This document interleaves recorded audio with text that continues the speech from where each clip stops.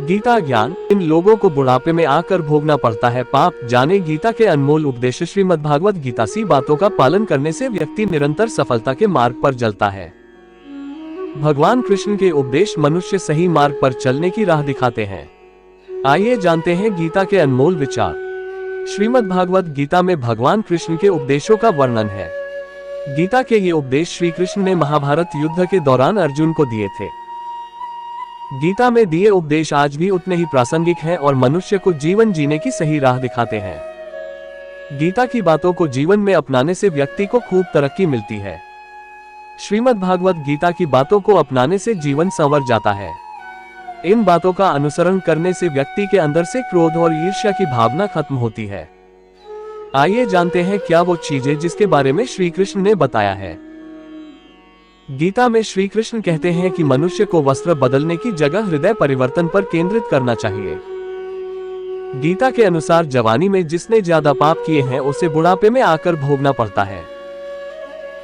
श्रीमद्भागवत गीता के अनुसार आनंद हमेशा मनुष्य के भीतर ही होता है, परंतु मनुष्य उसे बाहरी सुखों में ढूंढता है।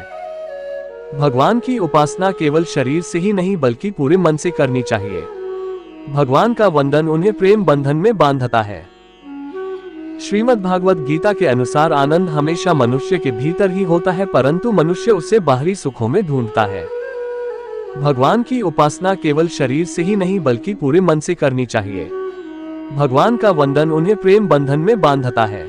मनुष्य अपनी वासना की वजह से ही पुनर्जन्म लेता है। मनुष्य अपनी इंद्रियों को अगर अधीन में कर ले तो उसके जीवन में कभी विकार और परेशानियां नहीं आती हैं। संयम, सदाचार, स्नेह और सेवा जैसे गुण मनुष्य में कभी भी सत्संग के बिना नहीं आते हैं। श्री कृष्ण कहते हैं कि मनुष्य को स्वयं को ईश्वर में लीन कर देना चाहिए। ईश्वर के सिवाय मनुष्य का कोई नहीं होता है। इसके साथ ही यह मानकर कर्म करना चाहिए कि वह भी किसी का नहीं है। भोग से मिलने वाला सुख क्षणिक होता है, जबकि त्याग में स्थायी आनंद मिलता है।